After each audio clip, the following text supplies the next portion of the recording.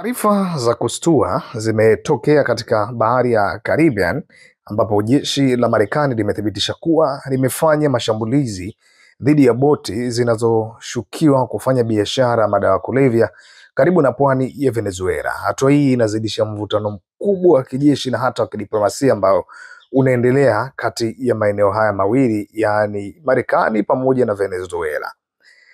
Mashambulizi haya ya kijeshi yanalenga kukatiza mtiririko wa madawa ya kulevya yanayoshukiwa kusafirishwa kutokea Venezuela kwenda soko la kimataifa.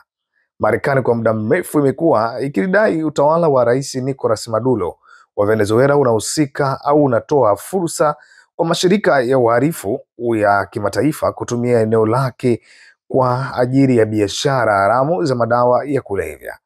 Ingawa maelezo kamili ya mashambulizi ikiwemo aina ya meli zilizotumika, uharibifu uliotokea na idadi ya waliohusika bado hayajatolewa wazi, hatua hii inawakilisha kuongezeka kwa nguvu ya kijeshi ya Marekani katika eneo hilo.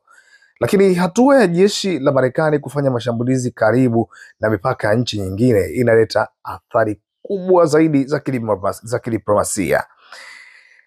Kwa sababu ya kwanza, mgogoro wa uhuru, yaani serikali ya Venezuela inaweza kuona mashambulizi haya kama uvunjaji wa uhuru wake na kuingilia masuala ya ndani, hasa ikizingatiwa mvutano uliopo na Marekani. Lakini kingine ni mvutano wa kikanda.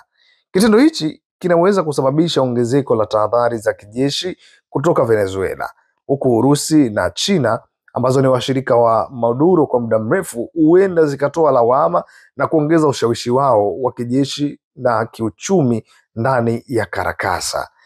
Mashambulizi haya yanathibitisha kipaumbele cha Marekani cha kupambana na biashara ya madawa ya kulevya katika eneo la bahari la Caribbean. Tunafuatilia kwa karibu jinsi utawala wa Maduro utakavyojibu hatua hii ya moja kwa moja ya kijeshi kutokea kule Washington.